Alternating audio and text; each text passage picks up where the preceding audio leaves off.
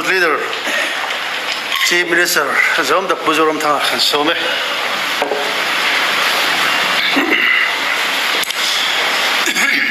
Pu Speaker lo me hey voina kan thu hi ena ma ni po kan in lungrol tlang veka nia thuilu tuk soilova an pas mai theih atra renga kan Minister zeuh tak pu manunan that this House unanimously resolves to oppose the Forest Conservation Amendment Act 2023 in order to protect the rights and interests of the people of Mizoram. The resolution aron laklu hi kay poin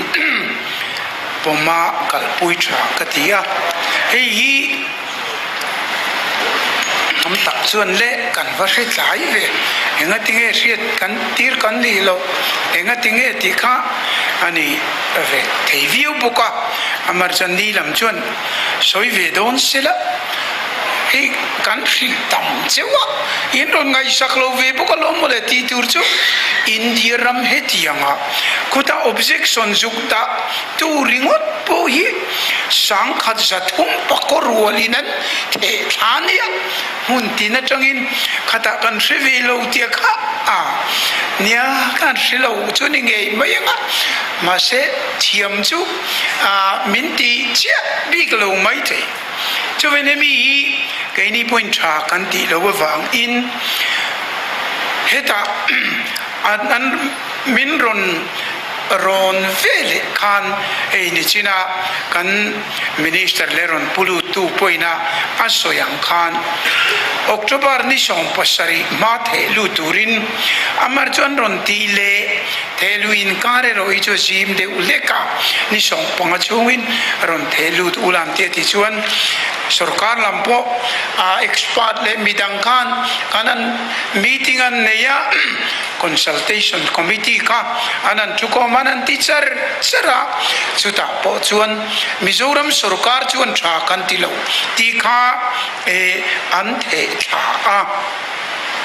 October ni somni le pakhata khan an the tha tin chung nuwa po eta joint committee on the forest amendment bill lekha mangin office memorandum anti chua teka kan deputy director general of forest nena kan the thak nin keini point jun nikhata te kan kan soi jingkhop maya kan the thachena amairo chu kan hriatangin sarkar lai puin anron tia chu parliamenta aboy noi kara khan andron pass tamai sia poni selele ke ni jong mp te kan nei tleme ma oppose don ma ila kan oppose na kha ane chuang lo tiro chu kan ria ma se ti chung hian kan mp te poinan ron tia hian tinge kan ti don an te he chu kan oppose tur lom sarkar tang point kan du lo na le kha kan the thak to kha katia ti chuan an ron oppose ma se chu ti chung chuan July ni som nia lok sabha le rajya sabha ni lo Lok Sabha le Rajya Sabha khan August ni dia khan anron pasta tichuan August ni lia kaise ta alo chuaka tu hunhi kan khenania nia andu dan chuan hun zau tak han neila kongte an zole vutina kan dua amaro chu kami tita man big lem lo kan achol kartel chu min pe vea khangka mi sang le sathum chuangina objection an thelu chur na kara kan keini puin kan tv thova kan sarkara mi te khan amara chu min pas nan ta ani maya amar chu ta hian nishina 371 jia kan dan khan keini kan interpretation chuan min huam lo kan ti tlata ownership of land ani chuan kha a land khan kan ta la ni chuan kha hemian ti hian a forest la kha min huam lo tin interpret lui tlat kan tum ve a he kan chan tum na po ani bok ani engpon se u speaker reita ka soito lovanga emia hian kan sarkarin kan riat vele thei topin kan juk nora kan thei la we chu kan pom lo ti kan juk tia mar chu min lo pas nan ta a parliament housing anron gazette ta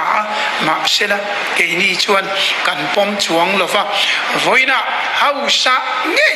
a oring teyang perin hei kan pom love tina resolution kulam deng tur kha kanan the tlak ve reng reng tha in kan ria an pas nu point hei voina kan ron sopta ani tin helaya hian hetianga ron ti te chu enga ti ho hi tan san ta chu ti kha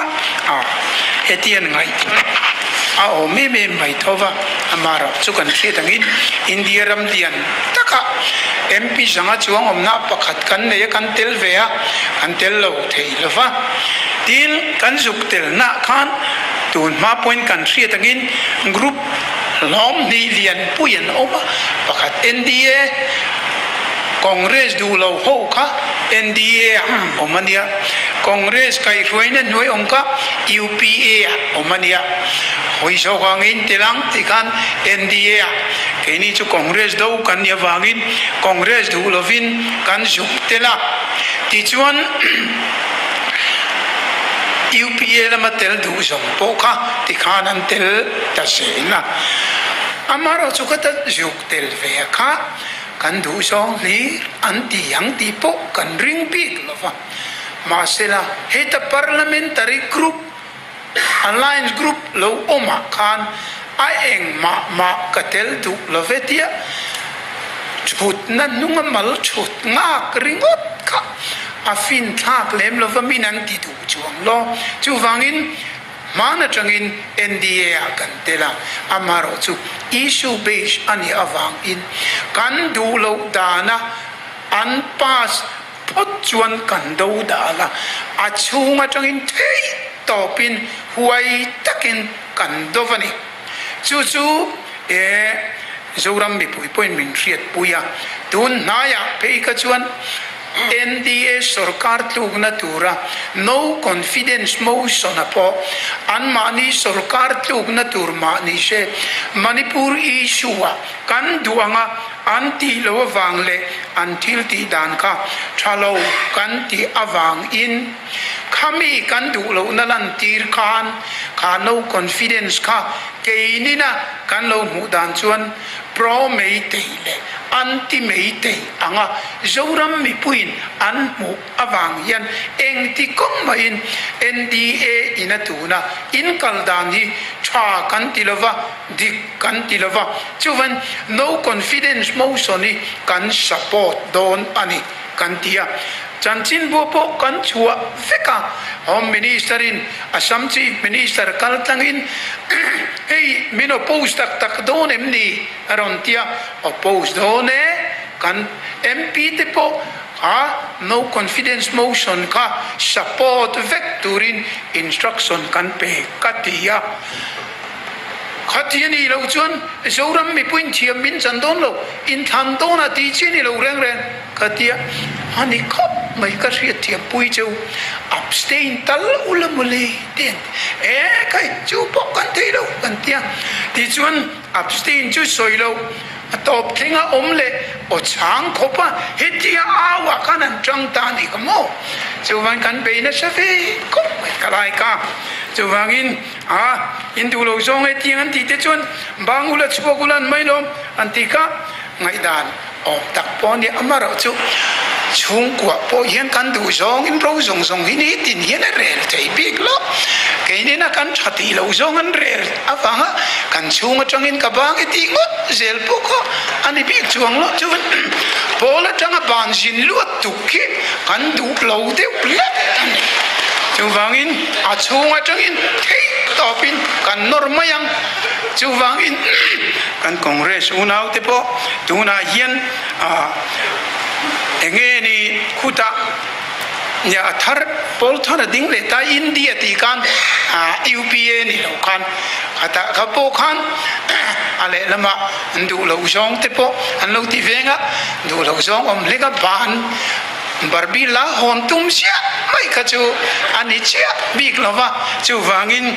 puiting takin chunga changin kan du lo hi nat taka nor ka ke ni chon kan tuma chu ti lo chu chua sanila ahung pon atang kan bo ve kher kher ga enga ba hian an ngai si lo nga a chunga changa du to ka ling lo lo hi hei tu na po kan tia a so point kan ani eng poni se chung chu tu khat ni se voina hian he forest conservation act and on amendment and on chme keini 371 ji hi huam lovani ti katin he kan interpretation ne chuven he hausa zoram o alian thei ang pera chuin kana post ani he hi ti hemia kana amendment ani lo kan resolution tu kan forest minister ina aron putluhi zoram mi puite o ania keini ho song ina lungrual takakanti chuan thui takin heyan opo achuang tin nakina interpretation awam lo ti apo keinin kan vaya rual taka kan lo au na hi acha in kan ria chu ven ke po ku speaker he kan resolution ron putluhi pas ke turin member dang tiang khan karon thlop ni kalome